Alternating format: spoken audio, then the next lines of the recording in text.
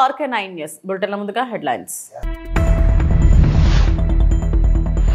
విజయవాడ కనకదుర్గమ్మను దర్శించుకున్న సీఎం చంద్రబాబు.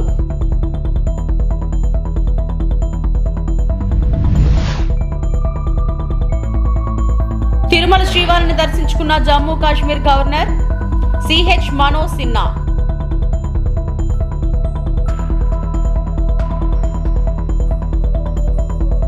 కిమ్స్ ఆసుపత్రిలో శ్రీతేజుని పరామర్శించిన సీతక్క. నూతన సంవత్సర క్యాలెండర్ను ఆవిష్కరించిన BRS working president KTR.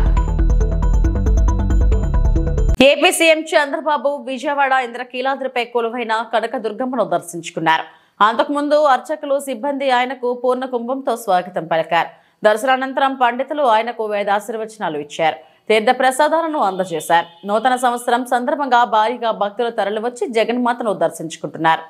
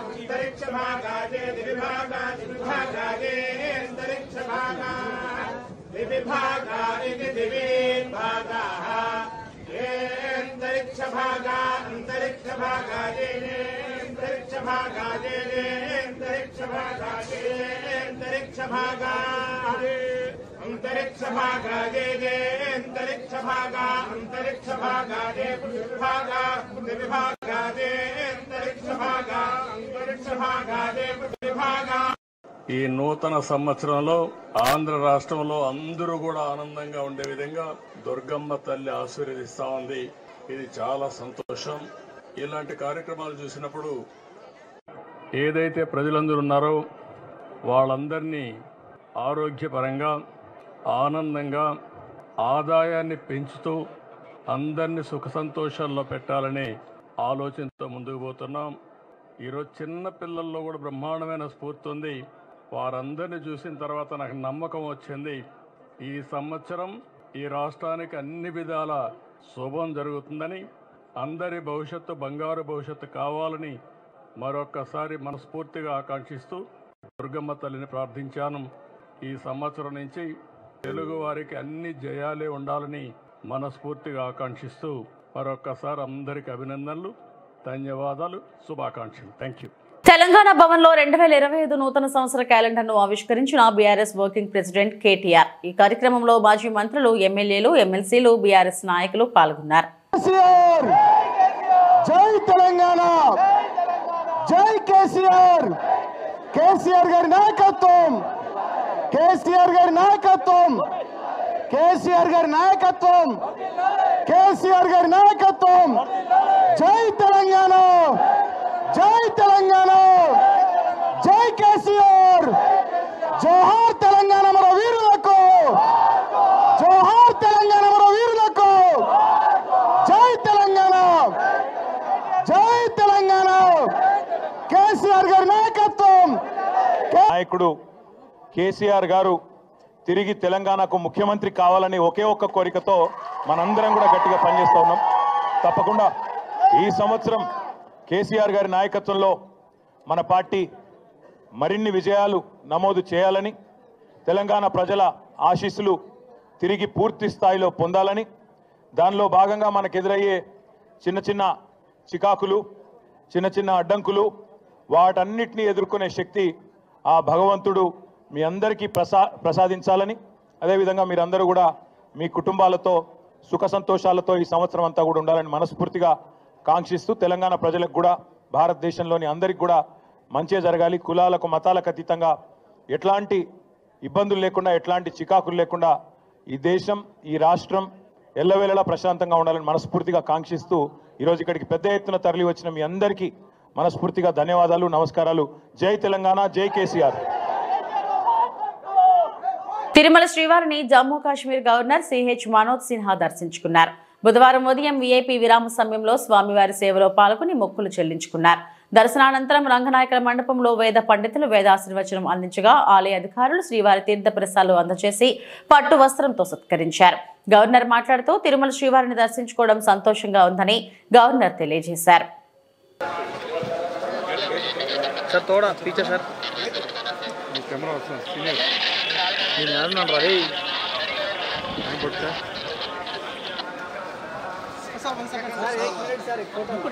Simple shot sir,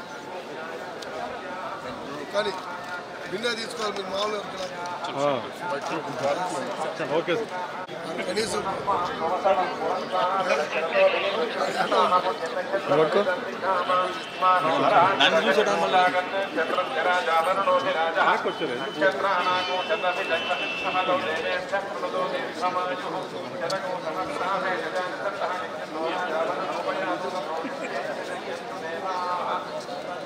Side.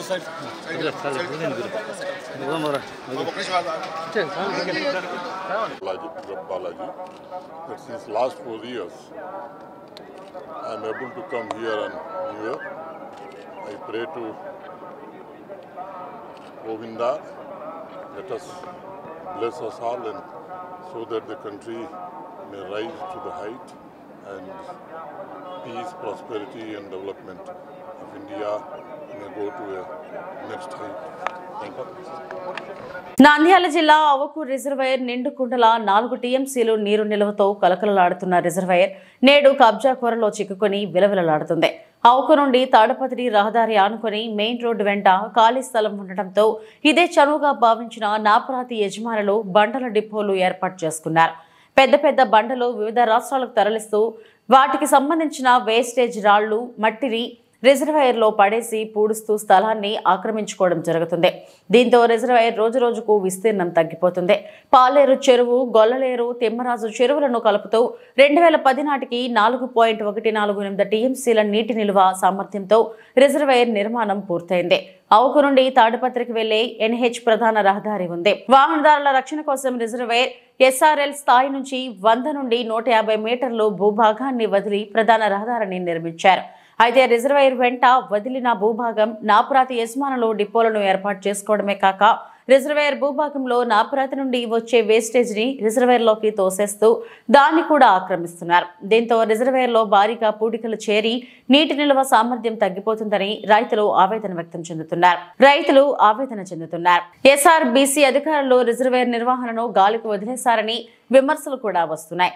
Reservoir అక్రమానికి గురికాకుండా ఆక్రమణదారులపై చర్యలు తీసుకోవాలని సమీప గ్రామ ప్రజలు కలెక్టర్ని మీడియా ద్వారా తెలపడం జరిగింది.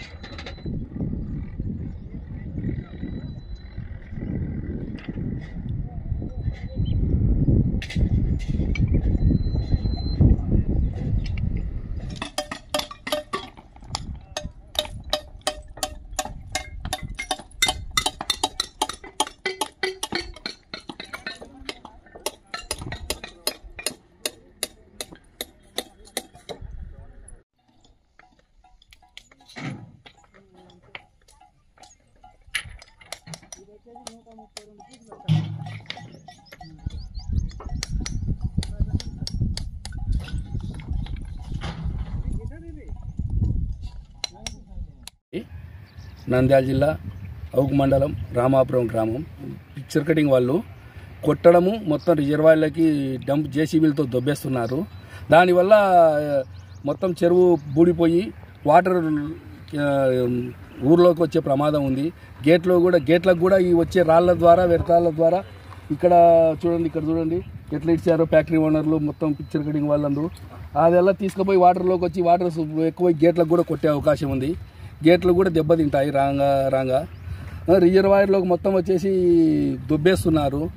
దాని పోయిన సోమవారం మేము స్పందనలో పిటిషన్ కూడా ఇచ్చాము. కానీ ఇంతవరకు ఆఫీసర్లు ఎవరు రెస్పాన్సిబుల్ లేదు, మాకు ఎవరు ఫోన్ కూడా చేయలేదు. ఇది పరిస్థితి అని కూడా దయచేసి దీన్ని ఏదో ఒకటి తీసుకొని డిపో వాళ్ళను మొత్తం వాళ్లకు నోటీసులు ఇచ్చి దీన్ని వ్యర్థ పదార్థం మొత్తం క్లీన్ చేయించవలసిందిగా కలెక్టర్ గారిని కోరుతున్నాము. దీన్ని పట్టించుకొని దీన్ని దయచేసి అంత క్లీన్ చేస్తేనే అందరికీ బాగుంటుంది. రేపు చెరువు కూడా డ్యామేజ్ అయ్యే ప్రమాదం ఉంది. మొత్తం పూడికే దొబ్బుతున్నారు, చెరువులోకి మొత్తం బూడుస్తున్నారు. మంత్రి గారి దృష్టికి తీసుకోలేదా? లేదండి, ఇప్పుడు తీసుకెళ్తాం, మంత్రి గారి దృష్టికి కూడా తీసుకెళ్తాం. ఆయనకు కూడా మంత్రి గారు వస్తే ఇంకా ఆయనకు కూడా పిటిషన్ ఇస్తాం, ఆయన దానికి తీసుకెళ్తాం. నంద్యాల జిల్లా ఆత్మకూరు పట్టణంలో 7, 8, 9 తేదీలలో రాయలసీమ స్థాయిలో నిర్వహించబోయే తబ్లిగీ ఇస్తేమా పనులను రాష్ట్ర మైనారిటీ న్యాయ సంక్షేమ శాఖ మంత్రి ఎన్ఎండి ఫారూక్, జిల్లా కలెక్టర్ రాజకుమారి, ఎమ్మెల్యే బుడ్డ రాజశేఖర్ రెడ్డిలు ఆధ్వర్యంలో జిల్లా స్థాయి అధికారులతో ఏర్పాట్లపై సమీక్షా సమావేశం నిర్వహించారు. ఇస్తేమా పనులు ముస్లిం మత పెద్దలు, ప్రభుత్వ అధికారులు కోఆర్డినేషన్ చేసుకుని ఎలాంటి ఆటంకాలు లేకుండా నిర్వహించాలని తెలిపారు. ఇప్పటివరకైనా పనులను అధికారులను అడిగి తెలుసుకున్నారు. అనంతరం రాష్ట్ర మంత్రి ఎన్ఎండి ఫారూక్ మాట్లాడుతూ కూటమి ప్రభుత్వం ఇస్తేమా కోసం 2 కోట్ల రూపాయలు మంజూరు చేసిందని తెలిపారు. గత వైసీపీ ప్రభుత్వంలో ముస్లింలకు ₹1 విధులిచ్చిన పాపాన పోలేదని తెలిపారు. ఎప్పటికైనా ఎవరి ప్రభుత్వం మైనారిటీలకు మేలు చేస్తుందో గుర్తించాలని తెలిపారు. మైనారిటీల పక్షాన ఎప్పుడూ తెలుగుదేశం పార్టీ ఉంటుందని తెలిపారు. అందరూ కలిసికట్టుగా పనిచేసి ఇస్తేమాను విజయవంతం చేయాలన్నారు. దీని వెనకాల ఎట్లా ఇది ఇస్తామాకు పెట్టాలని చెప్పి 7, 8, 9 నాకు చెప్పినాడు రాజు. డబ్బులు అడగాలి నాకు, అన్న నువ్వు మీటింగ్ రావాలా అన్నారు. సరే సంతోషం, ఇస్తామాకు మీటింగ్ రావాలని చెప్పి చెప్పాం. కలెక్టర్ గారు మేము వచ్చినాము. వచ్చిన తర్వాత ఇంత ఖర్చు అవుతుంది అని చెప్పి ఎస్టిమేట్ ఇచ్చాము. 1,25,000 అమ్మా, 1,25,000 కావాలన్నారు. లేదు చంద్రబాబు లేదు, 1,50,000 ఇద్దాం, ఎక్కువ ఇద్దామని చెప్పి 1,50,000 నేను తక్కువ చెప్తే ఎక్కువ చెప్పి నేను పెద్దానికి చంద్రబాబు నాయుడు దగ్గరికి ఈయన నేను కలిసి నేను స్వామిలో ఉన్నాడు. స్వామి గారు నేను కలిసిపోయి సార్కి ఇచ్చాము రిప్రజెంటేషన్. సార్ తీసి సరే ఏమలేదు, సార్కి ఇచ్చాము కదా, ఏమలేదు చేసుకోండి మీరు చేస్తామని చెప్పారు. ప్రభుత్వం నుంచి అది సహాయ సహకారం చేస్తామని. సరే వచ్చిన తర్వాత మరి ఆయన బుడ్డ రాజశేఖర రెడ్డి గారు రాత్రి మొదలు నన్ను ఉండరియలే, మేడం నాకు ఫోన్ చేయడం, ఈయన ఫోన్ చేయడం, నాకు మేడం డబ్బులు రాలిస్తే డబ్బులు సరే నేను చేస్తాను, నా దగ్గర డబ్బులు లేకుండా ఉన్నాయి, నేను మీ దగ్గర ఏదైనా ఉంటే అడ్జస్ట్ చేయండి అని చెప్పాను. నేను కాకపోతే సీఎం దగ్గర నుంచి కూడా రాలే. నేను చేసి సరే నా డిపార్ట్మెంట్ తీసి డబ్బులు రీఎంబర్స్మెంట్ చేసుకుంటామని చెప్పి రాసి అనడం 50 lakhs ఇస్తామంటే లేదా మళ్ళీ 75 కావాలి, మళ్ళీ 25 కావాలి. 2 కోట్ల రూపాయలు మనం ఇస్తమా చేసుకుంటే ప్రభుత్వం నుంచి 2 కోట్ల రూపాయలు మీకు ఇవ్వడం జరిగింది. ఎందుకు ఇవ్వాలా? మీరు ఇస్తామా మీరు చేసుకోవాల్సిన అవసరం ఉంది, మీరు ఇష్టం పెట్టుకున్నారు, ప్రభుత్వం ఎందుకు సాయం చేయాలా చెప్పాలి సమాధానం. గతంలో చేసిన 10 కోట్ల పైన అయింది. ఇష్టమైపోయిన తర్వాత అన్ని వదిలేసిపోయినారు, ఎవరు లేరు. నేను ఫోన్ చేసినాడు, అన్న అందరు ఎవరు దిక్కు తెచ్చినది ఎవరు దొరికాయి, ఇవన్నీ ఎవరు దొరికి ఎత్తుకుపోవాలన్నారు. మళ్ళీ నేను కలెక్టర్ ఫోన్ చేసి మళ్ళీ 50 లక్షలు తెప్పించి 30 lakhs తెప్పించి ఇవి తీయాలి కదా, లేబర్ కావాలి కదా, ఎవరు తీయాలి, మళ్ళీ 10 కోట్లు కాకుండా మళ్ళీ 30 లక్షలు తెప్పించాను నేను. వాళ్ళ గతంలో ఎప్పుడన్నా ఎవరైనా ఇచ్చినారా? ఏ దానికి ఇదే కాదు. మనం కూడా సీఎం గారితో రివ్యూ చేసాం. అది మన క్రిస్మస్ జరిగితే ఐటీ పెట్టామమ్మా, సీఎం గారు వచ్చారు, ఐటీ కూడా బాధ్యతలు ఇచ్చాం. మీకు కూడా నిందాలు కూడా మీకు అదనంగా అందరికి ₹1,00,000 ఇచ్చాం. మన కలెక్టర్ గారికి 7 lakhs ఇచ్చాం. అదే నేను నెల్లూరు కాబట్టి వాళ్ళు అడిగినారు, మాకు ఎక్కువ ఇచ్చారు కదా, సరే వాళ్ళు 4 lakhs ఇచ్చాం. మిగతా జిల్లాలందరూ 1 lakh ఇచ్చాం. అడిగినారు జిల్లా కలెక్టర్, ఏం సార్ మాకంతా అన్యాయం చేశారు మీరు అని చెప్పి. లేదా హైట్ నిందాలు పెడదాం అనుకున్నాం సార్, ఉంటుందో లేదో వీళ్ళని చెప్పి అనుకున్నాం. కానీ సార్ తర్వాత ఒప్పులు కాదు, మనకు పెద్ద ఎత్తున మన విజయవాడ పెట్టడం జరిగింది. చాలా పెద్ద ఎత్తున జరిగాం. ఆ రోజు మన విజయవాడ కూడా 56 లక్షలు ఖర్చు పెట్టి మన ఐటీ చేస్తాం. గతంలో ఐటీ చేశారు కానీ ఇక్కడ గతంలో చేసాక ఇప్పుడు దానికి తేడా ఉందా? పట్టుదలతో ఒక ఎమ్మెల్యే గారు రాత్రి నన్ను ఉద్దడం లేదు, డబ్బులు కావాలా, కలెక్టర్ గారు డబ్బులు ఉంటే చేస్తాం, లేకుంటే చేయమంటున్నారు. ఒక పట్టుదల అనేది ఉండాలా. ఎందుకు కమ్యూనిటీ ఇంతమంది ముస్లిం ఉన్నారు కదా, వాళ్ళకి ఏదో చేసినట్టు మనం ఉండాలా అని ఒక ఆవేదన, ఒక తపన, ఆయనకు కోరిక చేద్దామనేది ఆ ఆలోచన మనకు రావాలి కదా. రాష్ట్రంలో ఇదే కాదు, ఎక్కడేం చేయలేదు ప్రభుత్వం. గత ప్రభుత్వం ఏమైనా చేశారా? అన్నీ చెప్పుకుంటూ పోతే చాలా ఉండేవి. ఎప్పుడో ఇస్తామా గార్డెన్ ఇచ్చినారా? మా గుడ్డులో చర్చ్ కట్టడానికి నేను 16 కోట్లు ఇచ్చాను 19లో. ఎక్కడ వేసిన భూమి అక్కడే ఉంది. దాంతో మళ్ళీ ఇటుక కూడా వేయలే. మళ్ళీ ఒక శిక్షకులందరూ నాకు వచ్చి అది కంప్లీట్ చేయాలి 10 కోట్లు ఇస్తామని చెప్పారు. ఆలోచన చేయాలి కదా. సికింద్రాబాద్ కిమ్స్ ఆసుపత్రిలో చికిత్స పొందుతున్న శ్రీతేజ్ ను మంత్రి సీతక్క పరామర్శించారు. శ్రీతేజ్ ఆరోగ్య పరిస్థితిని వైద్యులను అడిగి తెలుసుకున్న మంత్రి సీతక్క మెరుగైన వైద్యం అందించాలని డాక్టర్లకు సూచించారు. బాలుడు తండ్రి భాస్కర్ తో మాట్లాడి ధైర్యం చెప్పారు. సంధ్యా థియేటర్ తొక్కిసలాట ఘటన దురదృష్టకరమని, ఘటనలో రేవతి చనిపోవడం బాధాకరమని ఆమె అన్నారు. బాలుడు శ్రీతేజ్ ను చూసిన అనంతరం మంత్రి సీతక్క భావోద్వేగానికి లోనయ్యారు. ఒకవైపు తల్లిని కోల్పోయిన శ్రీతేజ్ ప్రాణాలతో పోరాడుతుండడం బాధాకరమని ఆమె పేర్కొన్నారు. ఎప్పటికప్పుడు మానిటరింగ్ చేస్తూ మా ప్రతినిధులు కూడా ఎప్పటికప్పుడు వస్తూ మా శాఖ నుంచి కూడా ఇక్కడ ప్రత్యేకంగా ఒక అధికారిని నియమించి పర్యవేక్షణ చేయడం జరుగుతుంది. వాళ్ళ మీద రెగ్యులర్గా అంటే కొంచెం వచ్చిపోయే వాళ్ళ ఒత్తిడి కూడా ఉంటుందనే ఉద్దేశంతో అవన్నీ కొంత అవాయిడ్ చేస్తూ మరి వాళ్ళకి ఈరోజు మనోధైర్యాన్ని ఇచ్చి తప్పకుండా కానీ ఇప్పుడు వెంటిలేటర్ నుంచి బయటకు వచ్చి తొందరలో కోలుకొని బయటకు రావాలని కోరుకుంటా ఉన్నాం. డాక్టర్స్ కూడా స్పెషల్ ట్రీట్మెంట్, స్పెషల్ కేర్ చేయాలని కూడా చెప్పడం జరిగింది. తప్పకుండా మాకు హోప్ ఉంది, మనం ఆరోగ్యంగా సంతోషంగా బయటకు వస్తున్నాం. Visakha district football alliance welfare association ఆధ్వర్యంలో విశాఖ నగరంలోని ఇందిరా ప్రియదర్శిని మున్సిపల్ స్టేడియంలో యాన్యువల్ లీగ్ ఫుట్బాల్ టోర్నమెంట్ ప్రారంభ మ్యాచ్ నిర్వహించారు. ఈ కార్యక్రమంలో పలువురు విద్యార్థులు, క్రీడాకారులు ఉత్సాహంగా పాల్గొన్నారు.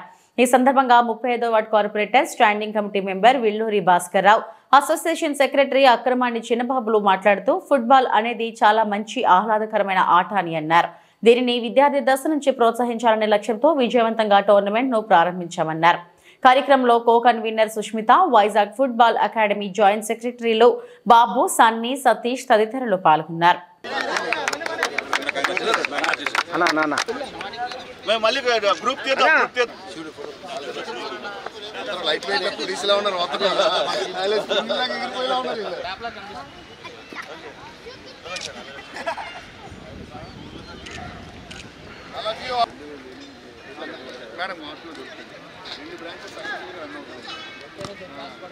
ఇది మన దగ్గర కాదు, ఇది బయటది. అలాగే సార్, ఇంకా ఒక ₹1 కోటి వర్క్ ఉంది సార్. అది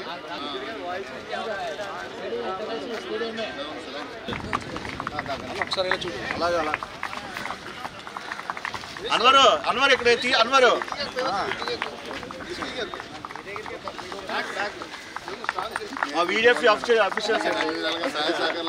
చేస్తా ఉన్నారు. ఎందుకంటే తెరమరుగు అయిపోతున్న గేమ్స్ మీరు ఎంజాయ్ చేస్తున్నారు. ఈరోజు విశాఖ దక్షిణ నియోజకవర్గం 35వ వార్డు పరిధిలో ఎంతో పేరు ప్రఖ్యాతులు గాంచిన stadium Indira Priyadarshini municipal stadium. అటువంటి స్టేడియంలో ఎంతోమంది ప్లేయర్స్ రాష్ట్ర వ్యాప్తంగా, అలాగే జిల్లా వ్యాప్తంగా, రాష్ట్ర వ్యాప్తంగా, దేశవ్యాప్తంగా కూడా కీర్తిని ఆర్జించారు. ఎందుకంటే ఒక దేశం జెండా ఇంకో దేశం మీద ఎగరవేయగలిగే సత్తా ఉన్న ఆట ఏదైనా ఉన్నదనంటే అది స్పోర్ట్స్లోనే. అటువంటి ఫుట్బాల్ క్రీడ రోజుల్లో అంటే గతంలో చూస్తే ఫుట్బాల్ ఎంతో ఎంతో ఎంతో ప్రాముఖ్యత వహించి ఉండేది. కానీ ఈ రోజుల్లో నవేడేస్లో ఈ ఫుట్బాల్ అనే క్రీడ తెరమరుగైపోయే విధంగా ప్రతి ఒక్కరు కూడా అంటే ఎంకరేజ్ చేద్దామని ఉన్నా సరే, ఎందుకంటే ఇక్కడ ఈ పరిస్థితులు కానివ్వండి, ఈ వాతావరణం కానివ్వండి, అంటే గతంలో స్కూళ్ళకి గ్రౌండ్స్ ఉండేవి. ఈ గ్రౌండ్స్ అవి లేకపోవడం వల్ల పిల్లలు అంటే ప్రాథమిక దశలోనే చేతిలోని అంటే సెల్ ఫోన్లో ఆడుకునే గేమ్స్కి ఎడిక్ట్ అయిపోవడం వల్ల ఈ క్రీడ అన్నది తెరమరుగవుతూ ఉన్నది. కానీ తల్లిదండ్రులందరూ కూడా రాబోయే రోజుల్లో మళ్ళీ జనరేషన్లు కూడా ప్రతి జనరేషన్లోనూ ఈ ఫుట్బాల్ క్రీడ అన్నది మనకు ఉండే విధంగా ప్రతి ఒక్కరిని కూడా ఎంకరేజ్ చేసే పిల్లల్ని అంటే సెల్ ఫోన్లో గేమ్స్కి కాకుండా ఇలాగా ఫిజికల్ గేమ్స్కి గ్రౌండ్స్కి పంపించాలనేసి మనస్ఫూర్తిగా కోరుకుంటూ ఈరోజు 22 అండి 23వ ఫుట్బాల్ ఓకే 24-25 ఛాంపియన్షిప్ ఏదైతే ఫుట్బాల్ లీగ్ ఛాంపియన్షిప్ పోటీలు మా వార్డులో జరగడం నిజంగా నాకు చాలా ఆనందదాయకంగా ఉంది.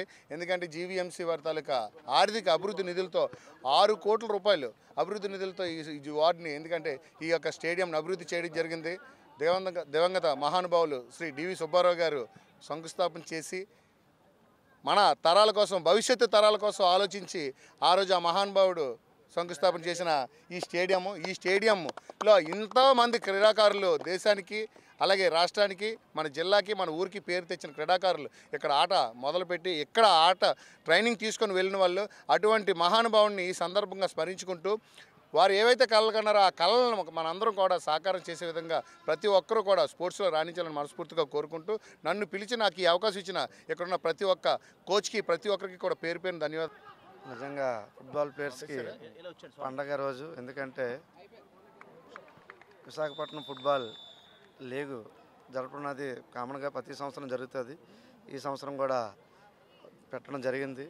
అన్న చెప్పినట్టు ఈ 35వ వార్డు కార్పొరేటర్ గారు వెల్లూరు భాస్కర్రావు గారు చెప్పినట్టు ఈ గ్రౌండ్కి పూర్వవైభవం నిజంగా చాలా వచ్చింది. ఎందుకంటే 6 కోట్లు పెట్టి అభివృద్ధి చెందించడం అంటే అది చిన్న విషయం కాదు.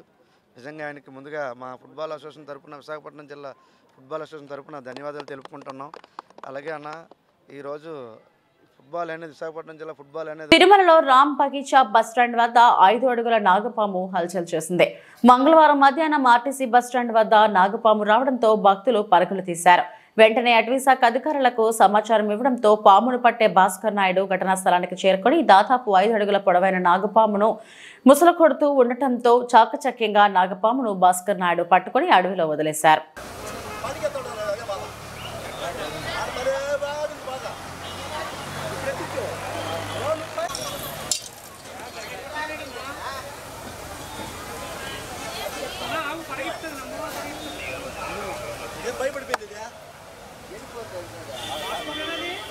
అవునండి,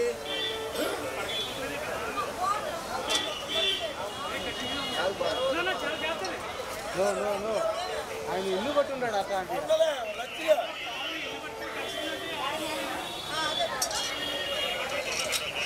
రాలా మామ.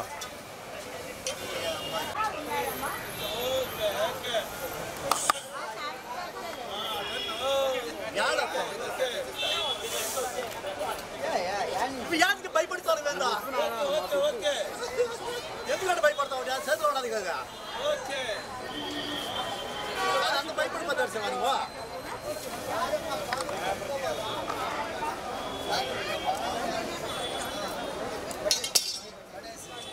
అది పడతలేదు, అది అట్లా బ్లౌజ్ చేసుకున్నది.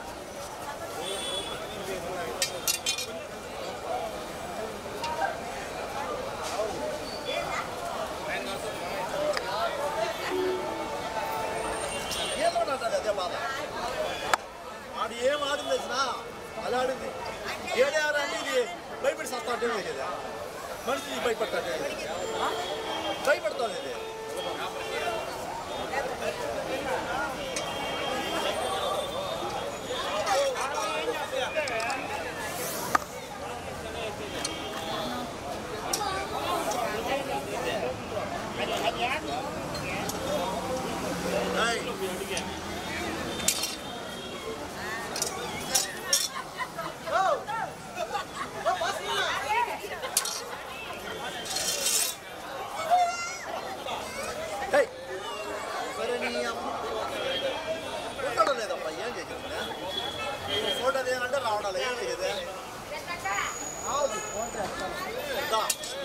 కింద కింద కింద వదిలే కింద వదిలే అప్పుడు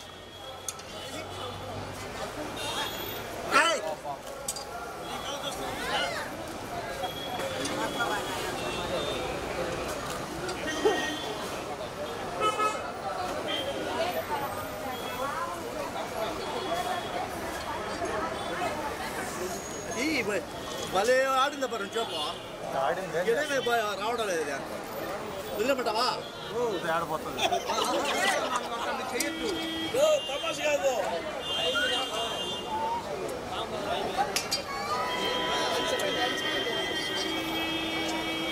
అదేం కదలేదు ఎత్తి అది వస్తే అదే నేను ఏం ఉంటుంది ఆయన ఎత్తి సత్తా ఉంటే మనం బడికి సత్తే కదా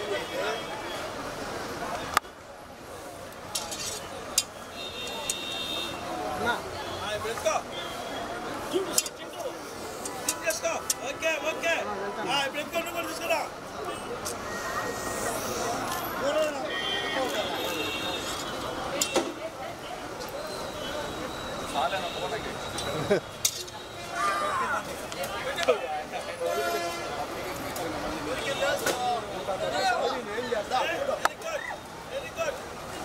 ఉన్నా బస్కున్నాను అట్టే ఉన్నా.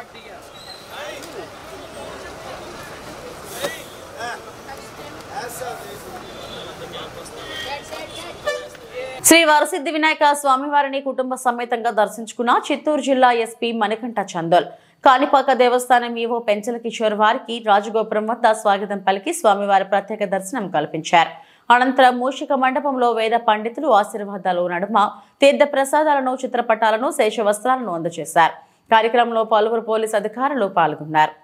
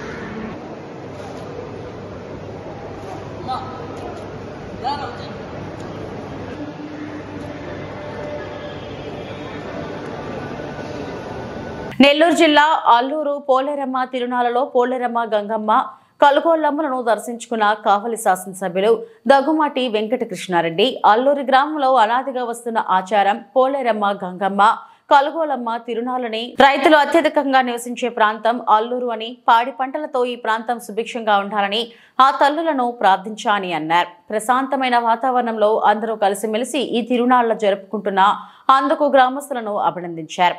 జనవరి 7న అల్లూరుపేట తిరునాళ్లు కూడా జయప్రదంగా జరగాలని నెల్లూరు జిల్లా ప్రజలకు కోరారు.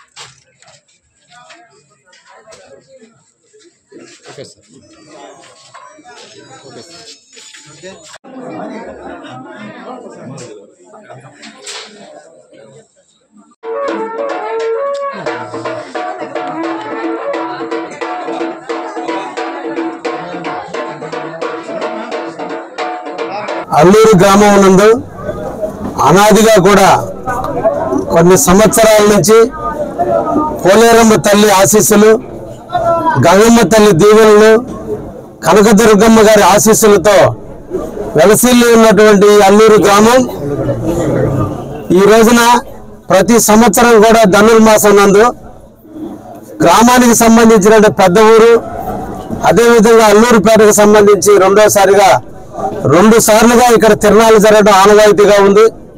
ఈ రోజున ప్రధాన గ్రామానికి సంబంధించినటువంటి అల్లూరు గ్రామానికి సంబంధించి ఈ రోజున పోలేరమ్మ యొక్క ఉత్సవాలు, గంగమ్మ యొక్క ఉత్సవాలు, అదేవిధంగా కలుగోలమ్మ గారి ఉత్సవాలని, ముగ్గురు త్రిమూర్తులకు సంబంధించిన ముగ్గురు దేవతల యొక్క ఉత్సవాలని ఈరోజు అల్లూరు గ్రామంలో రంగరంగ వైభవంగా ఈరోజు ఈ గ్రామ ప్రజలందరూ కూడా జరుపుకుంటున్నారు. అందరూ కూడా ఇక్కడ ఉన్న వ్యవసాయదారులు నివసించేటువంటి ప్రాంతం, వ్యవసాయానికి నిలవైనటువంటి ప్రాంతంలో పాడి పంటలు ఇళ్లకు వచ్చే టైము, నాట్లు వేసుకునే టైము, ఆ సందర్భంలో ఈ పాడి పంటలన్నీ బాగుండాలి, పశుపక్షాదులన్నీ బాగుండాలి, ప్రజలందరూ బాగుండాలని ఆ తల్లుల దీవెనల కోసం అల్లూరు గ్రామం నందున జరిపేటువంటి ఈ జాతర కార్యక్రమాన్ని ప్రజలందరూ కూడా స్వాగతిస్తున్నారు. ఈ సందర్భంగా నేను కూడా దేవతల ఆశీర్వాదం కోసం, ఈ అల్లూరు మండలం సుభిక్షంగా ఉండడం కోసం, ఆ దేవత యొక్క దీవెనల కోసం ఈ రోజు నేను పోలేరమ్మ గుడికి సందర్శించడం కూడా జరిగింది.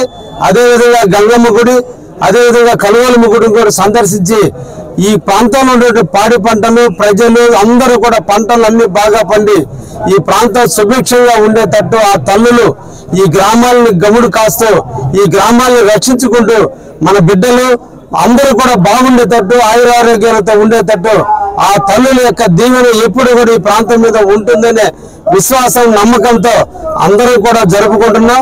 ఒక ప్రశాంతమైన వాతావరణంలో ఇక్కడ అందరూ కూడా కలిసిమెలిసి ప్రజలందరూ కూడా అన్ని రకాలైన వ్యక్తులందరూ కూడా కలిసి ఒక ఆనందంగా జరుపుకుంటున్నందుకు అల్లూరు గ్రామానికి సంబంధించినటువంటి ప్రజలందరినీ కూడా ప్రత్యేకంగా అభినందనలు తెలియజేస్తూ భవిష్యత్తులో ఇలాగే అందరూ కూడా ఐక్యంగా, అందరూ కూడా దేవతల మీద అనురాగాలతో దేవతల యొక్క కోరికలు తీర్చుకునేందుకు ఇటువంటి కార్యక్రమాలు నిర్వహించుకోవాలని, అదేవిధంగా జనవరి 7వ తేదీన అల్లూరుపేటకు సంబంధించిన పోలేరమ్మ కమిటీ ఉత్సవ సమితి ఆధ్వర్యంలో మళ్ళా ఇదే ఉత్సవాలు కూడా నిర్వహిస్తారు.